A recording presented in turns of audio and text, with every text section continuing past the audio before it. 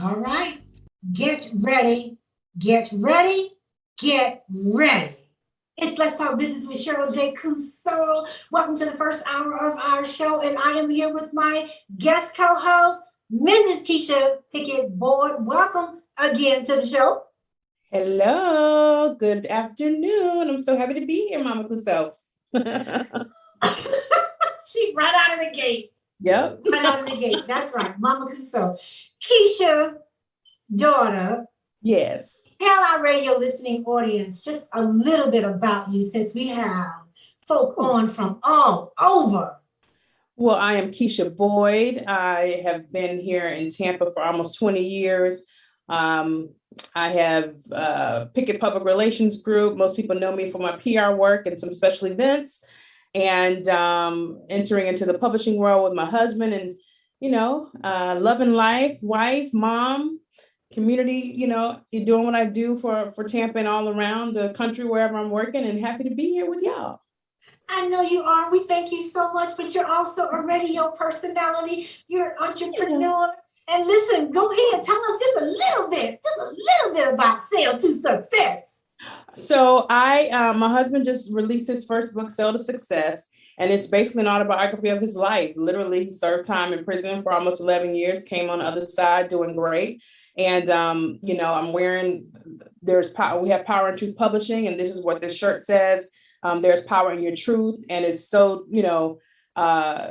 relevant to what we're talking about today with Saul's Juke Joint, because it tells some of our truths from back in the day. So I'm excited for them to hear about Saul's Juke Joint and what they look forward to seeing in this production. And I tell you what, that's 100. That Saul's Juke Joint, I've been there, I've seen it. I think they published it. I've seen it 3 times. Getting ready to see it for my 4th time. Yeah. We are so excited today because we have in the virtual studio, yes, the award-winning theatrical writer. You can call him a playwright. You can call him whatever you want, but he created the vision of Saul's Juke Joint, and we have the members of the cast in the studio. We will get to hear from each one of them. But let me just tell you who's in the studio. And listen, we're virtual, so you guys can just kind of raise your hand. Tony Stinyard, where are you? Right, how you doing? I see you. Oh my gosh. Desmond Boone in the house.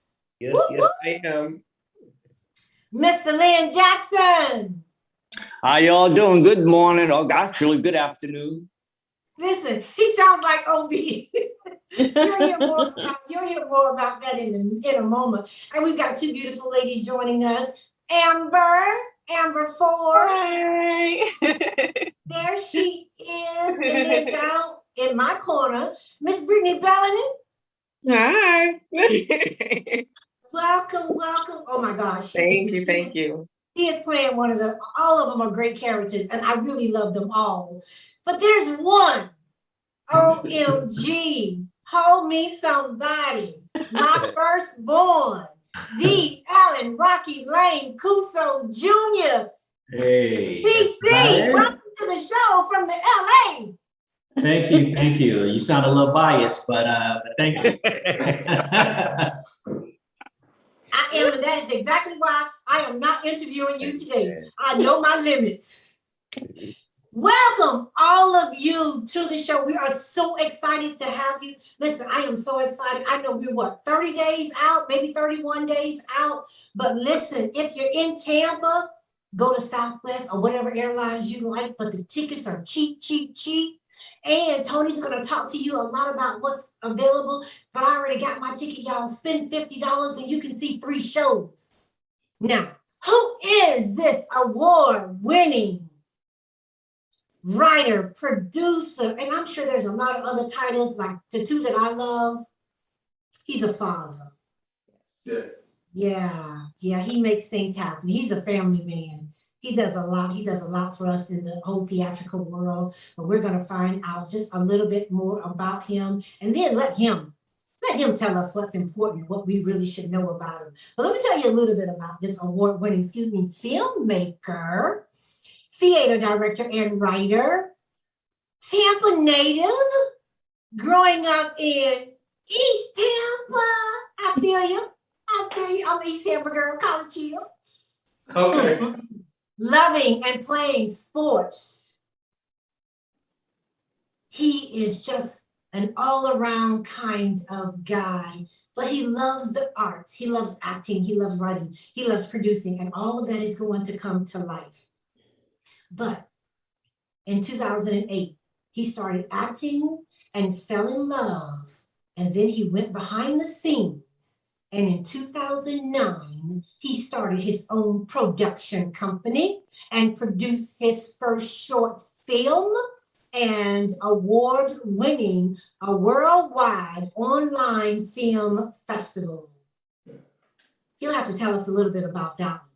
Then he was motivated and created what we're here today to talk about, this award-winning show called Saul's Juke Joint. Saul's 3 awards alone and making Tony a 1, 2, 3, 4, 5, 6 times plus in multiple categories. Welcome to the show, Mr. Tony Stenyard. Thank you. I don't know how to act that nice announcement. It is, but you can take a few moments and say a little something before we go on to your cast members. Well, just I guess to tell everyone about the show, Saul's Juke Joint was actually inspired, to let people know where the show and the idea came from. It actually was inspired from my grandmother. I actually grew up on the weekends up in Zephyr Hills in Dade City area, and there was actually a bar called Saul's. And over the years, as I got older, my grandmother became a heavy Christian. And so I used to always tease her about, I used to call it a juke joint. And so I say, hey, when you go to that juke joint, I just throw little jabs at her or whatever. And so that's how this whole story came about. And I actually took all the names. It's actually a lot of these names is 90% of them are my family. And I actually took stories that happened over the years and then combined it and made it into like a 1930s piece. I just wanted something different from like a normal to contemporary play. It is, and we'll talk about that because you really do take us into into that century, and it's just amazing. You feel like you're in the 20s and the 30s, and I love it. I love the costumes, the verbiage, and all aspects of it. And then over here, so thank you so much, Mr. Stenyard, and we have Mr. Desmond Boone, another Floridian, born in Miami, Florida. Keisha, check this out, attended Florida A&M University as a percussion section leader. He is a musical director at Busch Gardens Tampa for what? 28 years? Too long. What a blessing.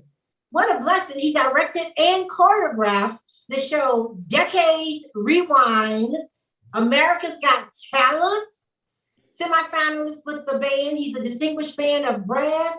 And of course, Saul's Juke Joint, where he is the composer.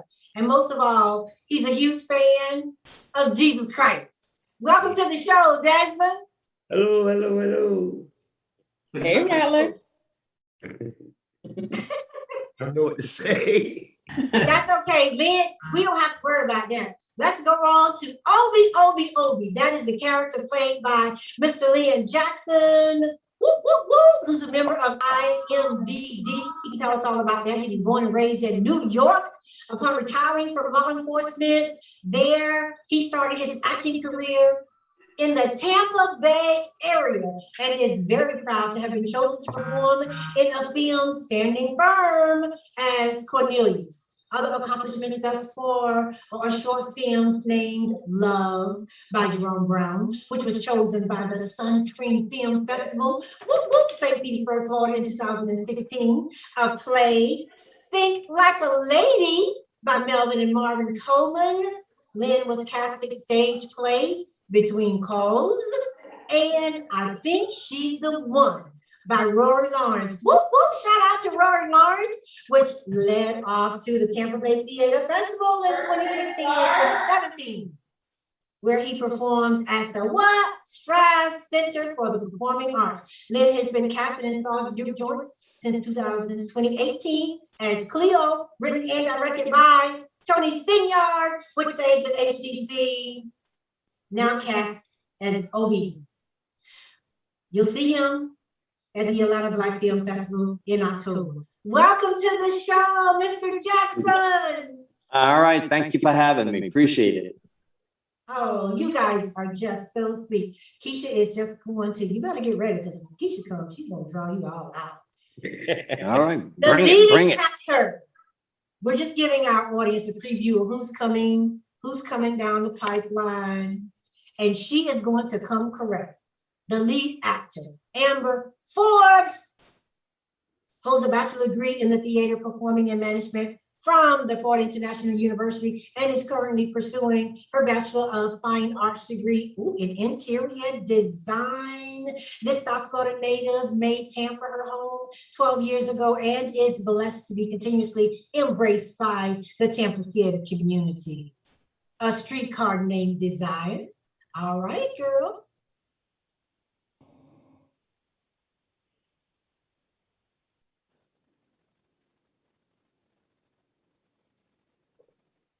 Are we frozen? Okay. All right, Amber, so Amber? just introduce yourself. Yeah.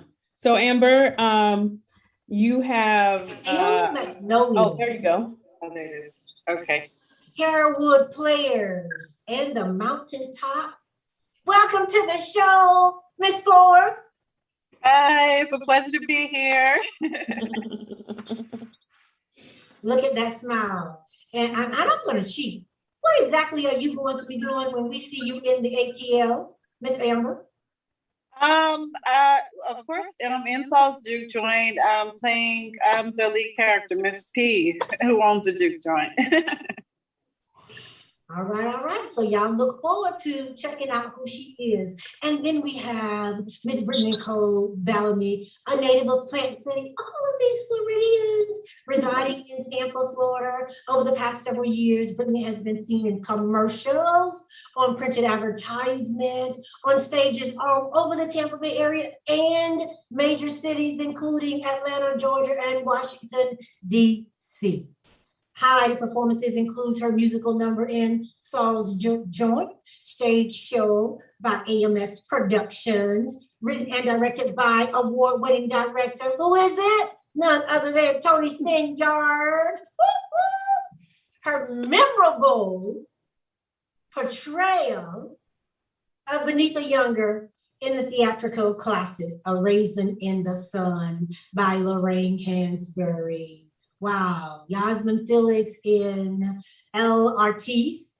It's French, written and directed by Joy Banks. Brittany's passion for performing arts is illuminated by the energy she brings in each performance. Well, tell us about that energy, Miss Brittany. Welcome to the show. Hi, thank you so much for having me. Yeah, I've been doing it a while, and it's just something that I genuinely enjoy doing. I love being on stage and just having a good time. So I'm excited about this show. And doesn't being a performing actor kind of like a great avatar? You get to get into character, play somebody, and really just rip that person's character apart because it's really not you. Just put on the skin of somebody else and be somebody else for a while. I love it. I love it. Keisha, you want to introduce that other character, PC? Listen, this young man below, right down there, that is Mr. Rocky Kuso. And that is the eldest child of Mama Kuso, Michelle. Listen, I've known Rocky for many years. Most of the time when I'm with him, I'm laughing because he is a comedian for sure. But he is serious about his craft of acting, producing, and all the things that he's been involved in. He has moved to LA, doing marvelous things on the West Coast, including starting and founding Rock the Mic Live in LA. And I'm so very proud of the things that you have done and are doing out in LA, conquering your dreams. So please join me in welcoming Mr. Rocky Kuso. Oh, thanks, sis. No problem. Well, who's your daddy? Who's your daddy? Alan Rocky Kuso Sr. But as my mama, as y'all can see, is Miss Let's Talk Business herself, Miss Cheryl J. Crusoe. So listen, it is an honor and a pleasure to be here. Thank you to Mr. Stinyard for, if I'm not mistaken, I'm one of the first people that got cast, even before he had an audition. So not to toot my own horn, but we're doing things out here. We work. Amazing. And my fellow thank castmates, good to see Mr. Boom. Hey. Good, sir. Funny man. Oh, funny man. He's I funny. come from a long line of comedians. Listen, welcome all of you all to the show, Let's Talk Business with Ashley. It is a show that will be all up in your business. Today, it's all about the theater. So let's pivot now to the man himself, this 6-time plus multi-award winning Mr. Tony Stinyard. Listen, what would you like the audience to know about you, sir? It's a tough business. It's a tough business during COVID. So one thing about me that once I put my mind to something, I'm gonna do it. I'm gonna attack it no matter what obstacles come in. So, and this has probably been one of the most difficult times right now with all this COVID stuff going on. And we've been having some weird, interesting rehearsals. Actually, we're doing this for our rehearsals right now. So, and it seems to have been working. So I was very, very nervous about it in the beginning, but every rehearsal is coming along better and better. Well, I think that's great. And I think that you're providing us. It is so important. The arts are important. I know this because all of my kids are thespians and they all started out, with the Easter speeches and the Christmas speeches, and then they just went on to become international thespians. So they love it. And I know it's important that we as a community must rally around and support the arts. But more importantly, and I know it's been a struggle because of the pandemic, it's important that we support it financially as well. We'll hear more about that because Tony is going to talk to us about his 60-day campaign. And I think we got about 30 more days left, maybe less, in the campaign. But listen, you guys are hearing us talk about a little bit about the characters. We've introduced them.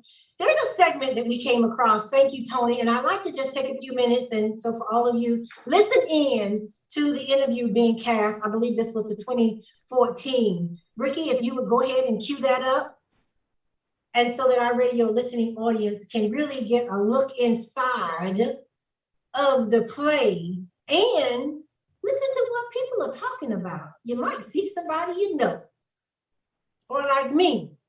I was like, wait, that's my brother. Saul's Juke Joint. The premiere of Saul's Juke Joint, the first night of the show, and I'm here with Jim Webb, correct? Yes. And I want to know what you thought about the show, Jim.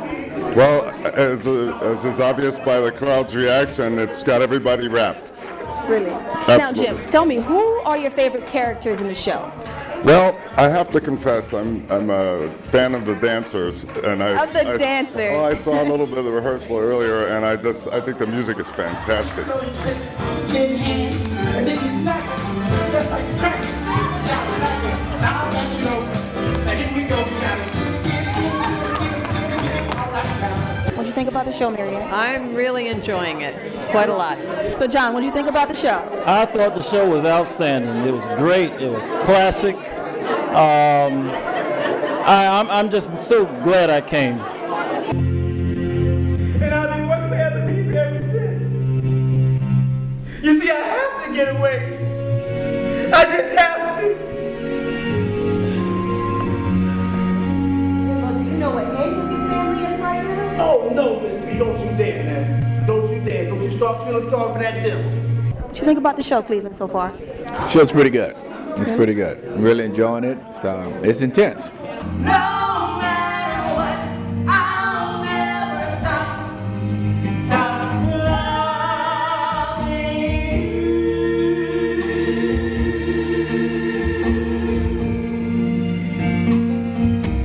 I'll never stop, no matter what, I'll never stop loving you.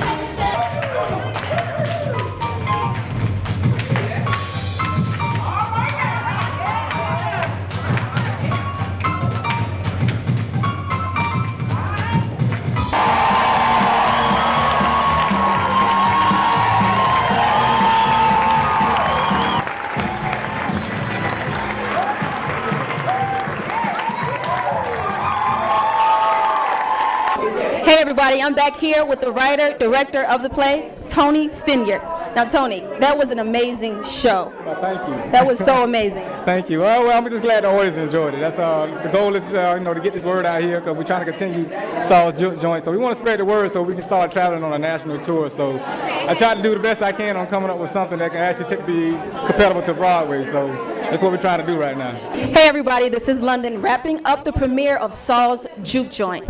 Don't forget to check us out on the website. It's right down below. That was an amazing show, and we thank you all so much.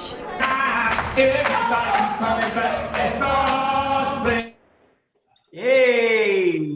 Whoa, man! That's probably That's how that young slim Tony Styniard. Wow. like 15 pounds smaller. But listen, I don't care how many times I see a piece of this play, it just ignites something within me, and it brings me right there. And listening to one of listening to the interview and one of the guests saying his favorite part being the dances, all aspects of it, Tony just comes to life. What do you say to not having just seen the clip? Tony. It actually, I'm getting emotional about it just now. I haven't seen it. No, me too. Me too. And, just to know what went behind it and all the hard work that went into it and just how it came about, I still don't have an answer to it because I used to always tell people before, like, I wasn't a writer. I just had this story in my mind. I really wanted to get it out. And Mr. Boone contested one time. He said, man, because I confessed to him one time. I said, man, I don't remember writing it. He said, God wrote it. Yes. And you know what? I must say this, and everything about it, the full entire plot and the magnitude in which the characters just came to life. But I must say, after I left that play on the drive home, what I could not get out of my head was get it. Oh yeah, so yeah, that's right now. That's our character, Buka Boy. So I don't want to tell it. Yeah, I'll tell it. He's a guy that can't talk. He's a guy that can't talk unless he has some sip of alcohol, which we call hooch in the show. Was that piece written in the script? Me and Mr. Boone wrote that song together. Oh my goodness. Yeah, I wrote it. He put the music to it and made it what it is. So, but yeah, I wanted to have that character have his own song because that's all he talks about throughout the show is performing his own show and writing songs. Having listened and having seen this commercial, Mr. Boone, what do you say? What do you feel? I'm like Tony, I got very emotional watching that. I haven't seen it since the last performance. And it's a very good play. And I know God is all over that. I can see it and feel it. And I just thank Tony for asking me to help him with that because I didn't write any of that stuff. So I'm just glad that God came to me and with these inspirations by way of Tony to do that music. And I can't tell you today how I even began to write it. I can't. But I can Listen.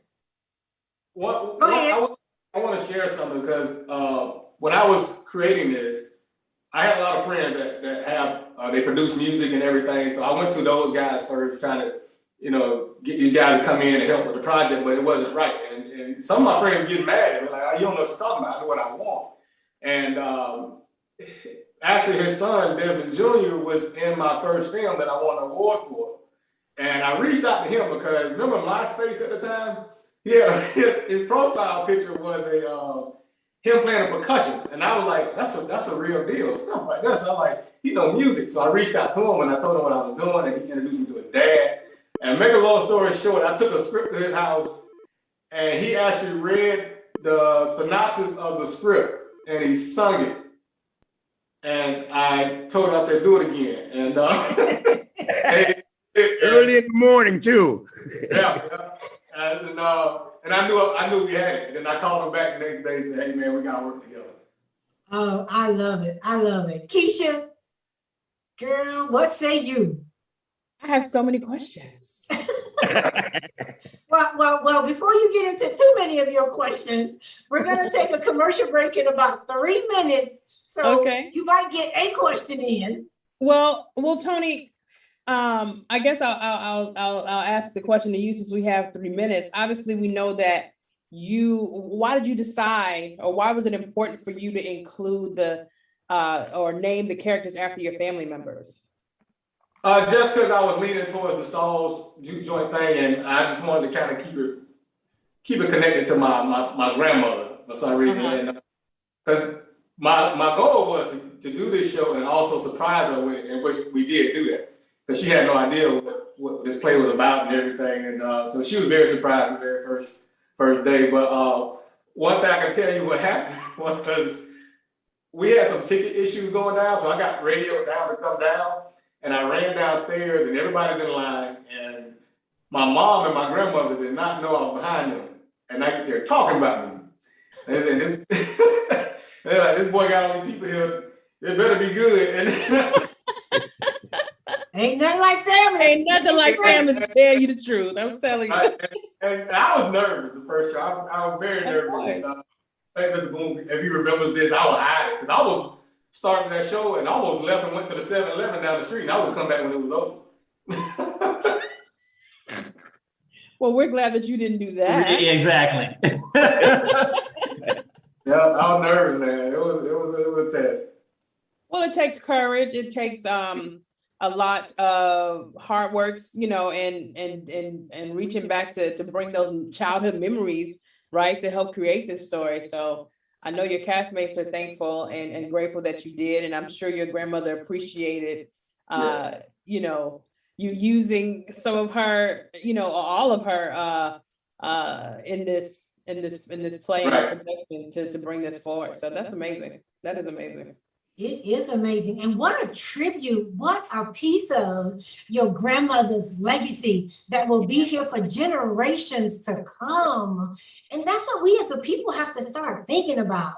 What impact are you making in this world today? Oh Lord, I'm all up in Keisha's time.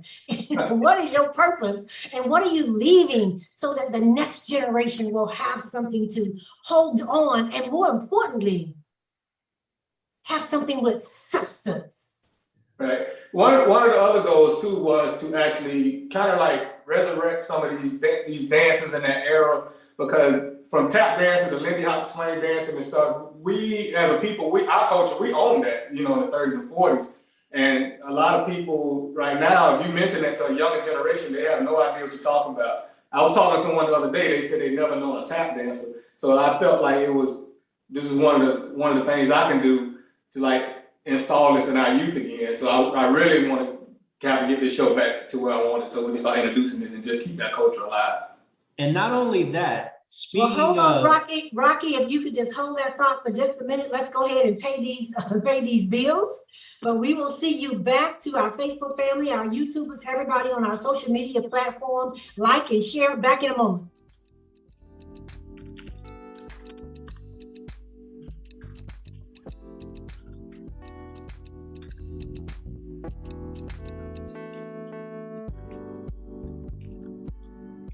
Cancer affects everyone, but minority populations are often hit hardest. Moffitt Cancer Center is working to address the barriers that keep some groups from getting the care they need.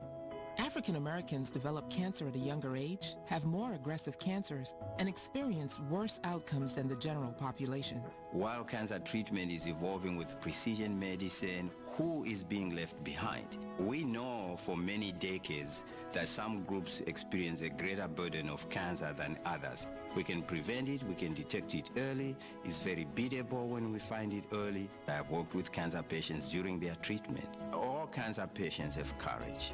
So my treatment was about 18 months. I had 3 cancers and 7 surgeries. But my son told me, like, Mom, you're the strongest person that I know. Moffitt saved my life. During COVID-19, Moffitt is a safe place for your cancer care. Call now to schedule an appointment. Smooth Soul is In Touch Radio. You're listening to Tampa Bay Tammy. Your girlfriend. On In Touch Radio. In Touch Radio. Catch my show that will be all up in your business. Let's Talk Business with Cheryl J. Cuso. Every Wednesday at 12:31 p.m. My business experts provide insight for business entities and entrepreneurs. So join us every Wednesday from 12:31 p.m. to 1:31 p.m. at www.intouchnews.com. Catch my show. Y'all heard it during the commercial break. It tickles me every time I hear it. Catch my show. Welcome back to Let's Talk Business with SJC. I'm here with my co-host, Mrs. Keisha Boyd.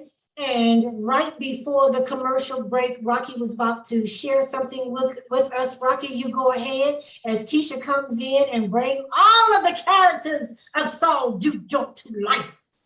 Rocky. Well, I think it's just phenomenal how this play came full circle in a sense, because as you mentioned, the dancing, we actually had the honor to perform this show in front of the queen of swing herself, Miss Norma Miller, who was one of the original Lindy Hop style dancers. And if you look at those old school swing movies, Hopapalooza and I forget all the names, but she's actually one of the premier stars in those films. She actually had the chance to come and watch the show in Tampa. And kudos to Tony as well, because even in that interview where we saw him talking about the longevity of this show, yes. Here we are so many years later, and it's still going, because we were one of the first shows to perform, if I'm not mistaken, at the Atlanta Black Theater Festival. And so we got offered to come back as a special request. So just to give you the impact and a little bit of the legacy that he's created. And I'm reminded of it because we just lost actor, comedian, A.J. Johnson from the Friday movies, Ezel, right? And it just reminds me of how a piece of work can live way beyond, you. And so the fact that we had a chance to meet her and to learn from the person who was there. And so it's just, I think it's just phenomenal. And even as I'm looking at my castmates, I mean, all of us have already been associated with the play. So we're still connected so many years later and still, still performing this play. So I think it's just phenomenal. Awesome. So when you guys get a chance, Google Queen of Swing, Norma Miller. You'll even see her in an episode of Sanford and Son and some other things. Oh my goodness, I will do just that. Thank you, Rocky, but we're going to hear more about you. Take it away, Keisha, you got the mic, girl. All right, so I am so excited to get to know our castmates or the cast of Saul's Juke Joint. And I'm going to, just ask a few questions. Some of you, I'll give you a warning that I'm going to ask all of you the very same first question. And that is, except Mr. Boone, because he doesn't have necessarily a character. But for all of you that do have a character, I'm going to ask you to describe, right? I'm going to ask you to describe your character with 3 adjectives, just 3. So think about that while I come around. But I'm going to start with Mr. Boone, just because I never necessarily acted before. However, I've been blessed to work on a few TV shows with our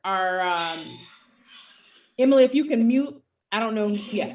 If you're not talking, Keisha. Yes. She was going to be our surprise guest. I wasn't sure if she could get in. Hi, Emily. So Keisha, if you would just give us a minute to Tony and cast and crew, one of the original members of Saul's Juke Joint is Miss Emily Rogers. Welcome to the show. Everyone. Greetings.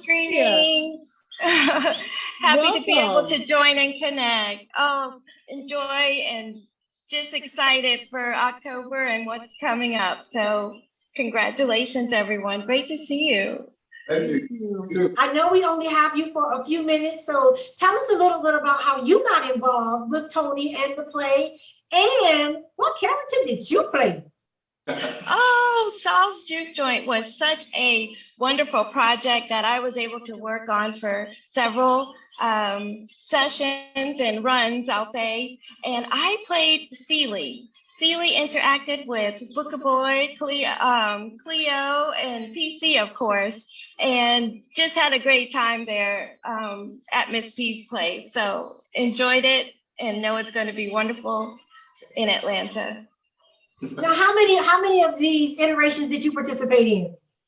I participated in 3 iterations, 2 in Tampa and 1 in Atlanta several years ago. Yes, it was wonderful. And actually my family came out.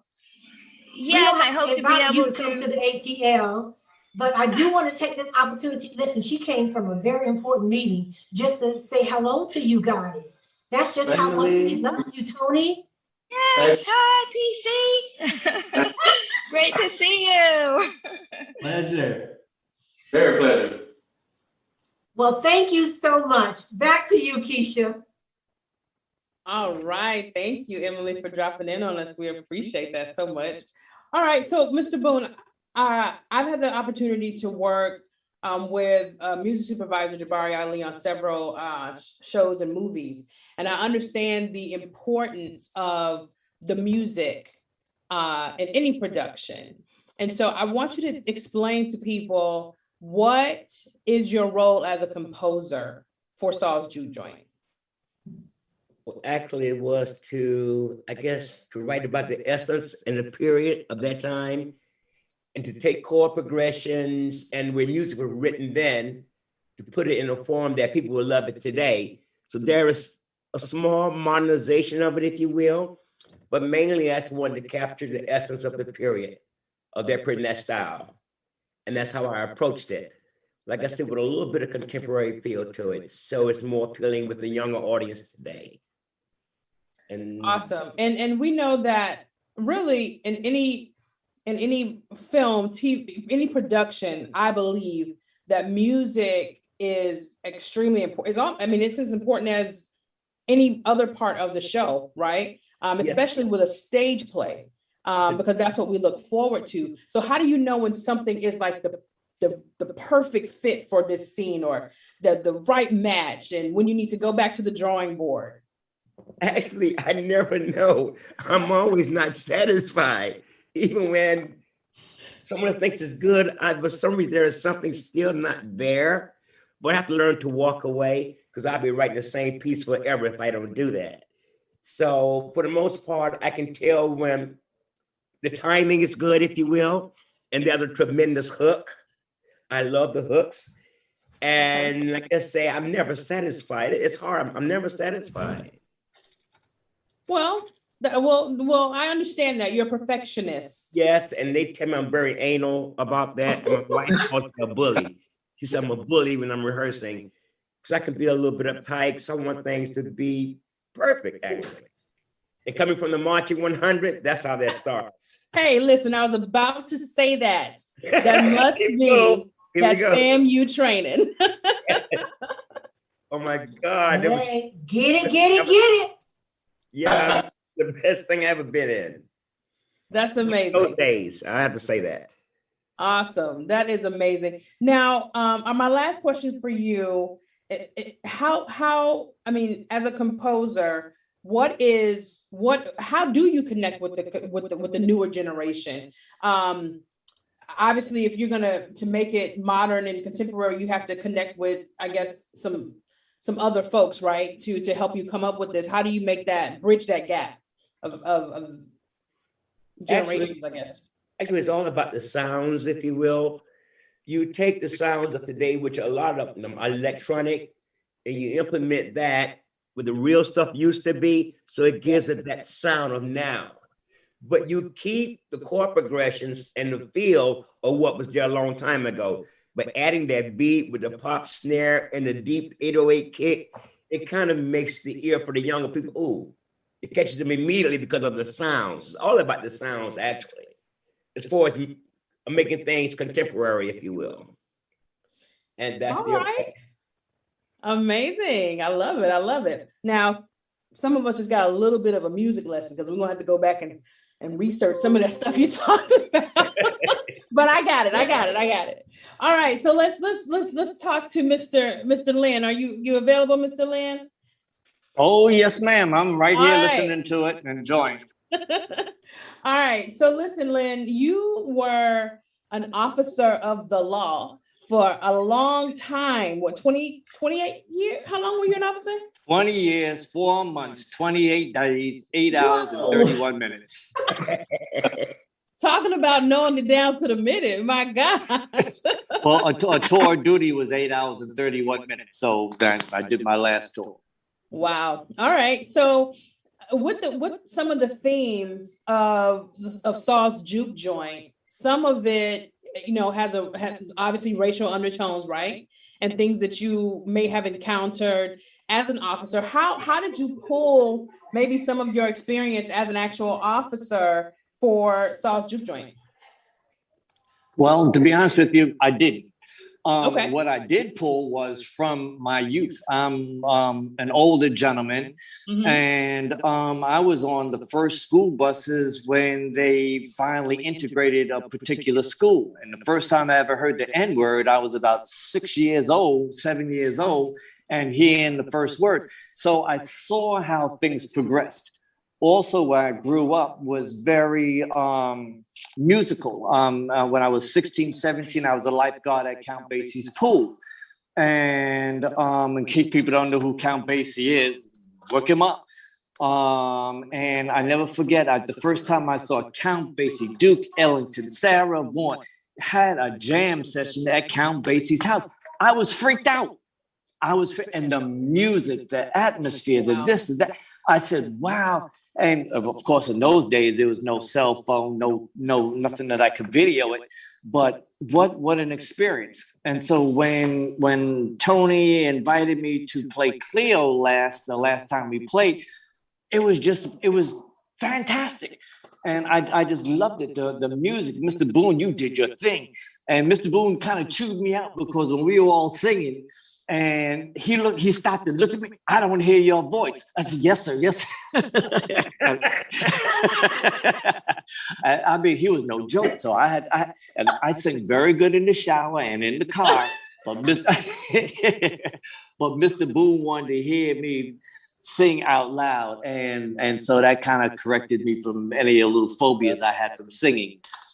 My character, Obi, I read the play like twice before I started putting together who Obi was to try and find out and start feeling who this guy is.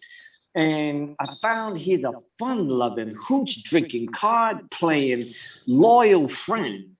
And he will stand up for what's right, no matter what. And one of the lines, I'll take a bullet. And he will take a bullet for what's right. And I love that piece. I love it. So I just hope I do the character justice, and I'll just give honor to God that I'm chosen for this, and I'm going to do my thing. That's what I'm going to say. All right, now, Mr. Obi, Miss. Yeah, right. All right, Miss Amber, who has our lead role in Saul's Juke Joint. Describe your character in 3 words. 3 words. I would say caring, persistent, and strong. All right. Caring, persistent, and strong. Yes. Okay. Sounds like most women I know. Definitely. So, what will the audience get from your character? Tell us a little bit about the character you play. Okay. I of course play the character Miss P, who owns the Juke Joint. I think the audience, first let me say, it actually has a lot to do with today's society as well. A lot of things as far as women, even sometimes children, go unspoken, a lot of hurts, a lot of torture that you may have experienced. It has to go unspoken. You can't necessarily tell on who did something to you, who hurt you, and things like that. And I think a lot of women, a lot of people in general will be able to relate to Miss P in that way because she is a survivor. And she lost her husband, a lot of different things that she went through. So in that, I think a lot of people will relate. All right. And how did you get into this acting role? Is this something you wanted to do as a child, or how did you get here? I have been around the arts for all my life, to be honest. My mother, she was a musician. She was a classically trained pianist. And of course, being her child, she was harder on me.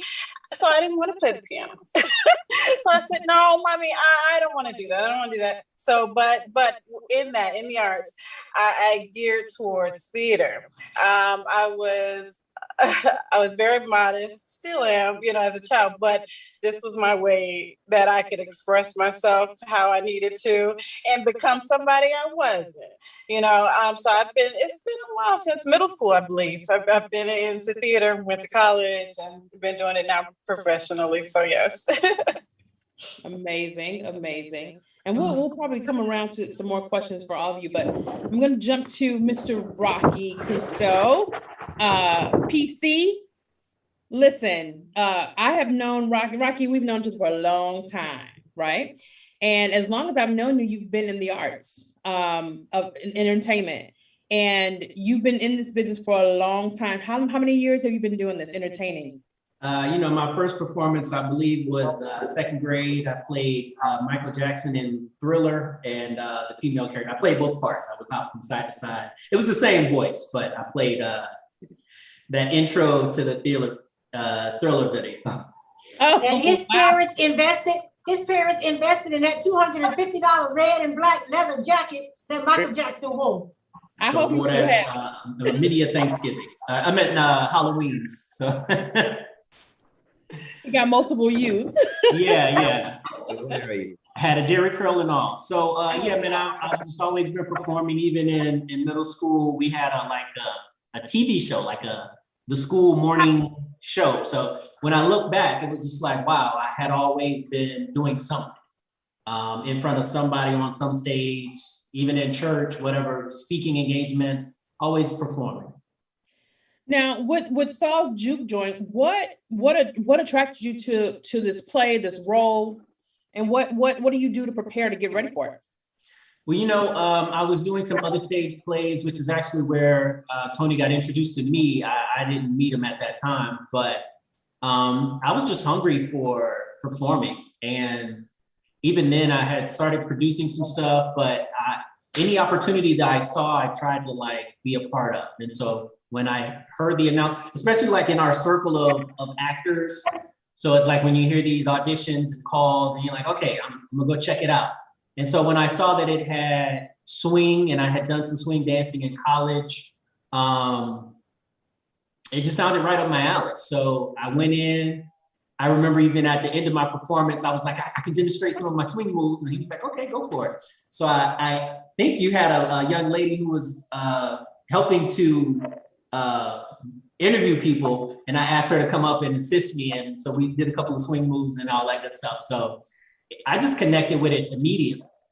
And so my three, well, I'll let you know. Yes. I do want your three adjectives. Yeah. So, PC, and I connected with him. The PC is fun-loving, insatiable, and hedonistic. So he is very pleasure-seeking. Yeah. So some of that time you knew me in Tampa, I was exploring my character in those days. You won't tell Mama, because we'll talk about that all Hey, Mama, no. So when you ain't the first one to try to call her Mama Cuso. There was a few girls she had, no, baby, I'm not. Baby. Oh, gosh. Listen, I got to bring myself back together. Keisha, since you're interviewing him, if my husband was here, he would say Rocky's acting, he came out of the womb acting, to tell you the truth. But when he was 3 years old, it was an organization called the Lily White Lodge. And he was acting up a little bit, and they said, put him in a play. And we did, and he was telling a speech, it was during Easter, about, his speech was about Peter Cottontail. And he went up there, and in his nice little 3-piece suit, got on stage, did his play, nailed it. Then he put his hands in his little pockets, and he said, and then Peter Rabbit came running down sidewalk, my house, in my yard, and my husband was going, get off the stage, get off the stage, and he would not get off the stage. So here we are, 40 years later. He's still on the stage. I don't even remember that story, but all right. My mother never forgets. Never. Miss Brittany Nicole Bellamy, how are you? So tell me your 3 adjectives for your character. Is it Vertimae? Vertimae. Yes, tell me about Vertimae. If I had to describe Vertimae in 3 words, she is she's very giddy. She is compassionate, and she is loyal. She is fairly new to town. She actually works for Miss P, but has immediately fallen in love with all of the characters there. She is very loyal to her place of business where she works. It's like a family for her. While developing the character, I just assumed she moved away from her family and has attached herself to this group of people. So she's just a new member of the family. And as you saw in that video clip, actually, originally Brittany was one of the singers, and now here she is on the acting side. I was one of the singers originally, yes. Actually, Saul's Juke Joint was the very first stage show that I've ever done, ever. It was the start of my career in performing. Tony took a chance on me. After auditioning with him and Mr. Boone, that was my very first time auditioning for anything. I auditioned to sing. My very first time being on stage, and here we are 10 years later, and I've done a myriad of things since then, and it ends up right back in where I started. Right back at home. You always come back home. Yeah. Now tell me, Brittany, how do you, since this was your very first show, how did you get over your nerves? I can imagine that you probably were nervous and, you know. I was. Well, I've been singing forever. I, grew up in church and did the whole youth choir thing and all of that. So I've always had a passion for it. I love being on stage. Yeah, I just kind of took a chance on doing theater. I'd never done anything like that before.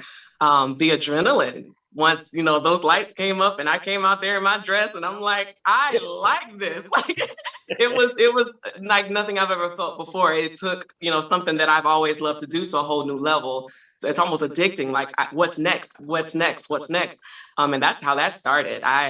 I'm nervous every time I get on stage, but that actually helps because it just makes me want to show out. Amazing. Well, Keisha, yeah. because I'm a clock watcher. Yes. But listen, this is what I would like to do. No, I want you to continue talking. But what we're going to do is we've got some pictures we want to show as you're talking to the cast. And then right at in about 5 minutes, we're going to pause for a minute to let In Touch go off, but we're going to continue the conversation because I want to make sure that Tony makes the appeal, and I want each of the cast to make their appeal for people to support the GoFundMe and to support the play itself. So Ricky, if you could go ahead and start with the pictures, and then Keisha, you can go ahead, but right at 1:28, let's pause for just a minute, and then we'll let In Touch go off the air. Awesome. So I was going to come to you, Amber, and ask what keeps you in theater? My love of it. It's just, I get a feeling outside of myself, if that makes sense, and I get my joy. That's my happy place when I'm on stage. And it's just one of those things, kind of your passion, and one of those things that's never going to go away. Amazing. Same thing for you, Rocky. You've been here and doing entertainment for a while. What it's not for the faint of heart, for sure. What keeps you grounded? What keeps you going? What keeps you motivated? Well, you know, if it's in you, it's in you. And as my mom was alluding to, I've been performing the whole time. So it's just like whenever you have the opportunity, or even when I came out to LA, you create your own opportunities. You got to get it out. And shout out to my mom, because that performer side didn't always go mesh well with the schoolwork and like being focused in class, because it's like you don't even know what's going on in your head as a young person, and why you can't sit still, and why you got to be the voice center of attention, and not realizing at that time you're just a natural performer, and that has to get out in some kind of way. So you know, they were patient with me, but hopefully it looks like it's paying off. Oh, good. That's amazing. Tony, what is the legacy that you're building or want to leave with your production company? I don't know. Like I said, I want to be just impactful. I always had to, like Rocky was saying earlier, I always did want to have a project that's gonna be around for the next 30 years. So like one of the inspirations was Color Purple. You know, so I'm kind of jumping around a little bit, but Color Purple and Idlewild was actually kind of the blend I had for Saul's Juke Joint. I wanted to put those two together, and I said I want to create something that's gonna be around even when I'm gone, and let my kids have it after I'm done with it. Amazing. And Keisha, we're gonna pause for just a minute and give us a minute, and we'll come back and you can ask your next question. Okay. Okay, In Touch.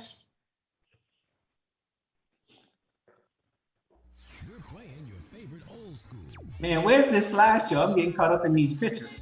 Listen, oh my gosh, it's just taking me back. Like, oh my God.